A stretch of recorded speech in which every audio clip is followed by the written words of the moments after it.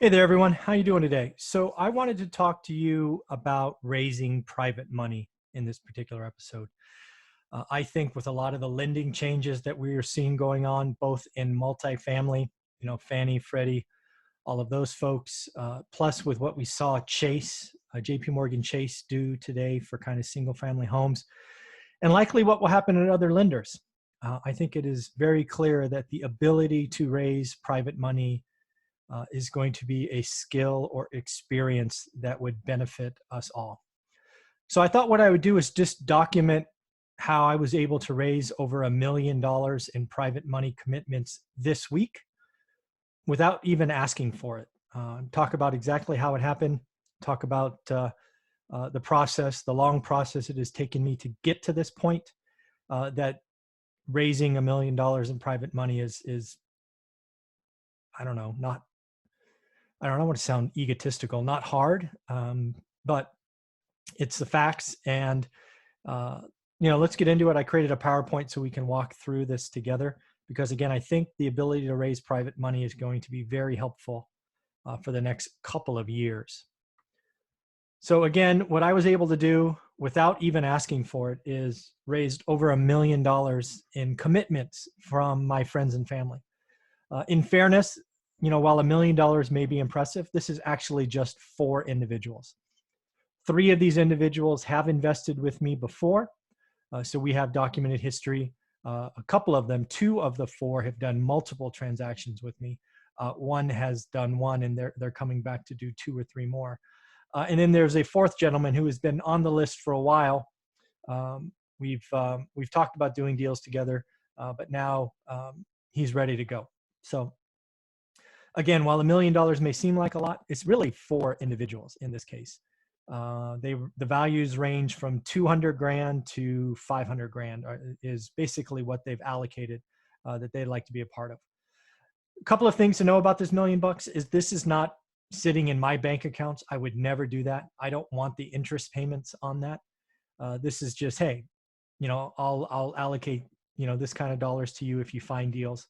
We'll go through the whole process here in the next 8 or 9 slides, but I want you to realize that this is possible. As you'll see in the next 8 or 9 slides, it takes work, and it takes consistent effort, and it takes understanding the process, and it takes putting your lenders first.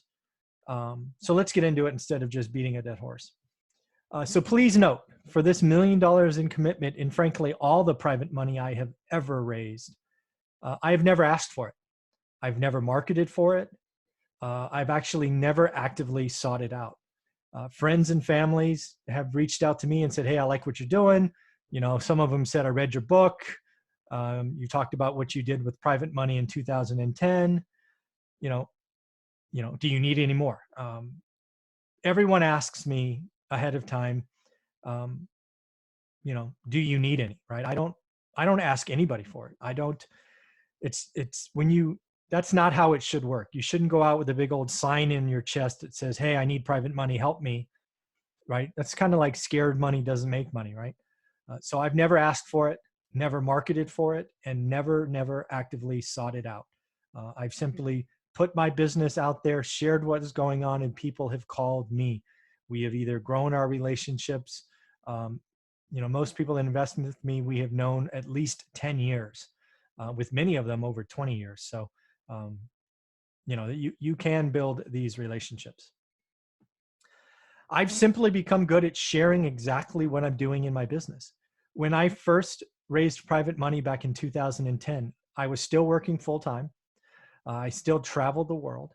I didn't have my book yet. One rental at a time. The book wasn't even an idea. I think we had like 80 units, maybe 85, 90, something like that. Wife and I were both working. What I did is we created a blog. It doesn't exist anymore, but it was on a site called wealthbuildingpro.com. And what we did is we wrote up every house we bought. Here's a picture, here's the plan, here are the numbers, here's the picture, here's the plan, here's the numbers, here's a picture, here's the plan, here's the numbers. And Wealth Building Pro went from no viewers to getting hundreds, if not thousands of views a day, because we were buying 2 to 3 houses a month. So we were updating, and we would put the plan, and then we put actuals, and then we put lessons learned. And Wealth Building Pro, much like YouTube is today, became the answer in 2010. That website, which I personally updated 3 times a week for the better part of 3 or 4 years, generated millions of dollars in private capital, because friends in my network, they'd ask me what we're doing, and I'd say, hey, go check out Wealth Building Pro. Go look at the property on Pine, or go look at the property on Tower, or go look at the property on Effie, or whatever it is. And we just take excruciating detail, and we talked about what we were doing. And pretty soon people came to us and go, wow, do you need any money? Right? I'm only getting 1% in the bank because I'm so scared. I don't know what I'm doing. What can you do for me? So we'll say this again later, but we said, hey, we'll pay you 10%, right? We're buying stuff at land value, and we want to buy more. So why don't I pay you 10%? You get a first position, and let's go. It worked. People just threw money at us, figuratively. And we bought hand over fist. It was a wonderful year. And again, you design the program for what you want. In that case, 2010, it was buy and hold. We were buying so cheaply that we happily played 10%. Happily, no problem. So again, I share what I'm doing. I share when my mind changes. Like this $1 million commitment that has just come in 48 hours. I think it was Tuesday or Wednesday. I put out a video that says, you know what? I'm going to get aggressive. I just wrote 7 offers today, and this is what I'm doing, right? Listed at 150, writing at 100. Listed at 120, wrote at 85. And I'm telling people exactly what I'm doing, why I'm doing it, why I'm setting these flagpoles down, how I expect it to change over 60 or 90 days. And I could do that because I have a documented history of learning my market. I have been right a lot. So the ability to share with what you're doing, your business model, how it works, people will call you up and say, hey, I've been following you for months, if not years. I read your book. I got your course. Can I be a part of it? And again, I was able to raise $1 million with 4 people, right? So I'm sure I could do more if I wanted to, but I got to wait till the deals to show up. And again, I'm not asking for anything.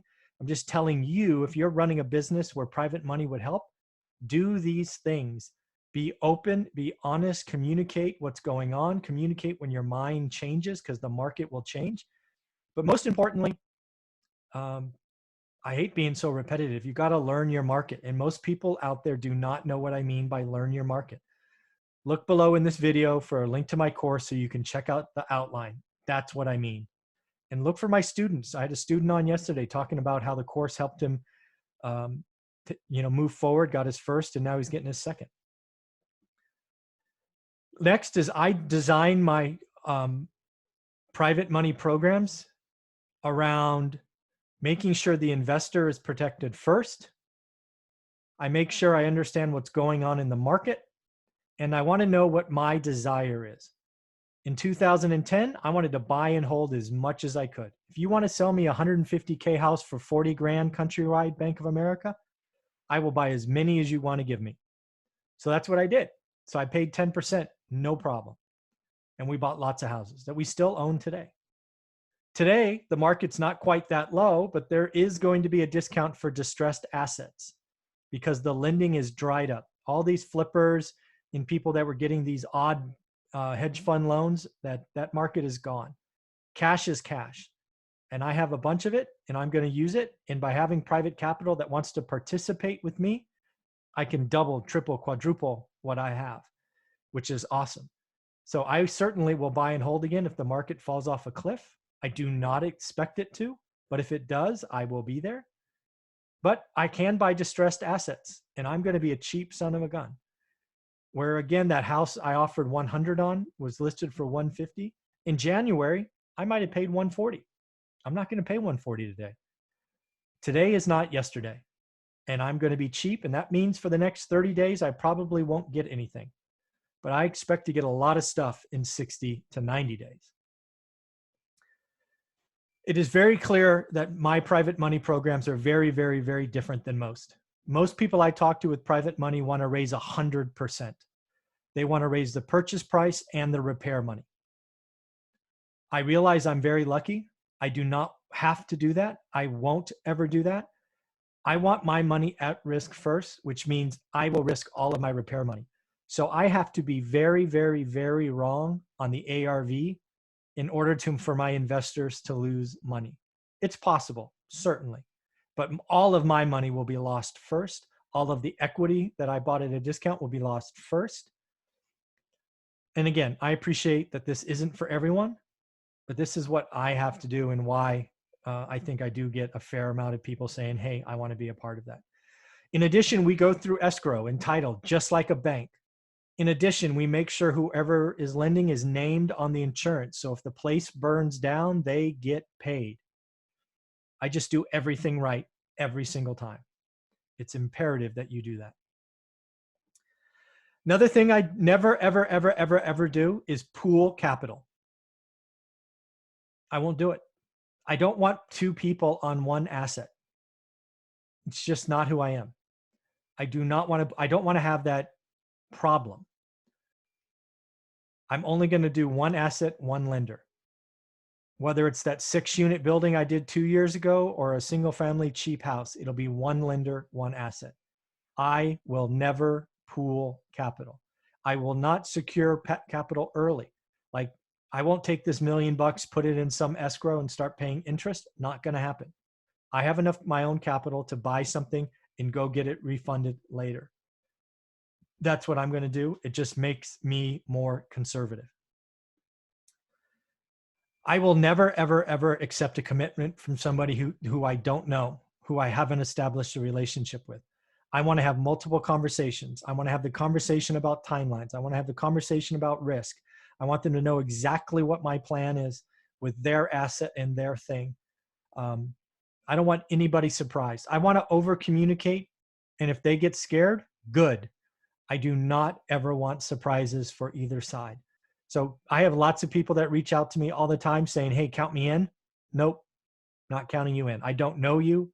It's not right. It's not part of the process. We don't have a relationship. Not going to happen. And I suggest you do the same thing. Make sure your people that are lending you are friends and family, and you have meaningful relationships with them. Also, please note, while it's impressive to say that I secured $1 million in commitment, that's not actually $1 million in cash. I don't have that sitting in a bank account. I don't have that in escrow.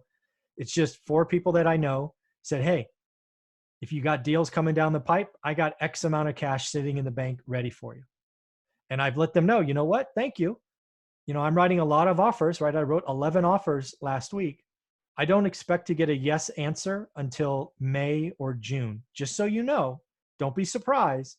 Don't be mad at me if you're going to only earn 1% in a savings or money market account. I will keep communicating with you, but I do not expect a yes answer until May or June. I don't want anybody upset with me. So I appreciate the commitment, but I also realize that they could change their mind. The market, the stock market, maybe takes a nosedive and goes down 50%, which scares some of these people. Maybe some of them lose their job, or their wife does, or their husband does. I don't know. So a commitment is just, it's in pencil. It tells me it's there, and I can call them when I get an asset in contract and say, hey, you want this one? Yes, no. You want this one? Yes, no. It's a very easy conversation. So again, I don't want anybody to think that I have an extra $1 million sitting in some account somewhere. I don't, and I don't want it. I don't want to pay 6% on $1 million when I don't have any assets cash flowing to pay for it. It's not a good idea. Again, I designed the program for the market. In 2010, the market was land. I could buy houses for land value. 40, 50 grand was not unheard of. So I paid 10% because I wanted to hold forever. I paid 10%. IO means interest only. It's just easier because I wanted to hold given where prices were. In 2020, I don't expect the discounts to be as big.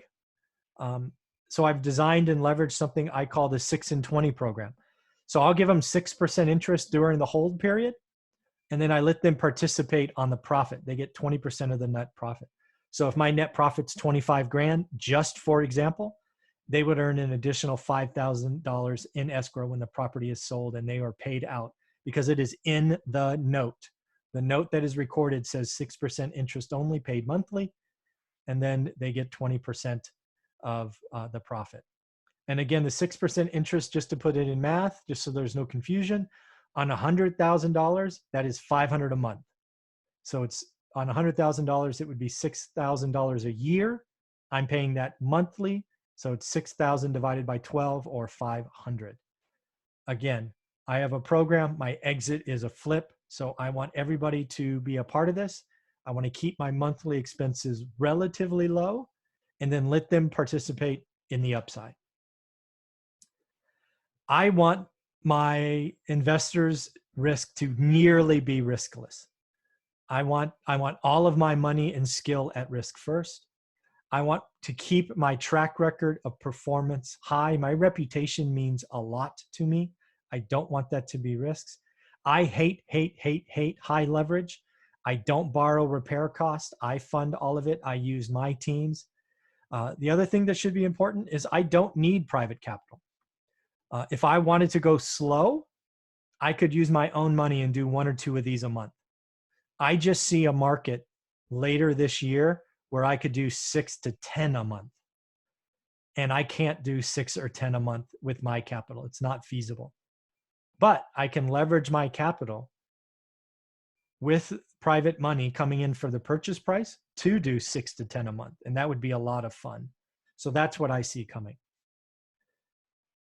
In the end, the ability to secure private money highlights your personal history, your experience and skill, your ability to communicate, and your record of performance.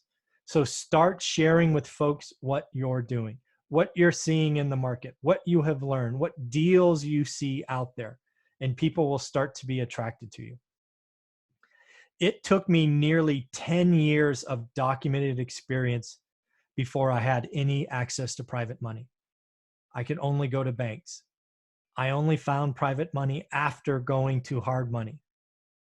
It took me 10 years to do it. And now it took me another 10 years to design the second program. This is not done overnight. Just because you want private money doesn't mean you're going to get it. Spend time documenting what you're doing, sharing your story ad nauseum. I wrote that website, wealthbuildingpro.com, back in 2010. I had months and months of blog posts and edits in there before I got one phone call. And again, I never asked for it. I never marketed for it. People just called saying, wow, I've been reading this stuff for a long time. Tell me what's going on. Trust me, you can do this. You just need to start. You need to start documenting your history. You need to understand the process. It's all possible. So in the end, private money is going to be a huge source of success later this year. Banks are clearly getting nervous. They are clearly getting scared. So take this opportunity. Learn your market. If you don't know how, there's a link below, but learn your market. And then you could share with people, hey, I've learned my market. My market usually produces an X. I can go get this for Y. What do you think? And then design a program that really takes care of your investor. Your first investor, your second investor, your friends and family need to feel good. Then they will tell their friends and family. So hopefully this helps. Hopefully this makes sense, and you can have a wonderful day.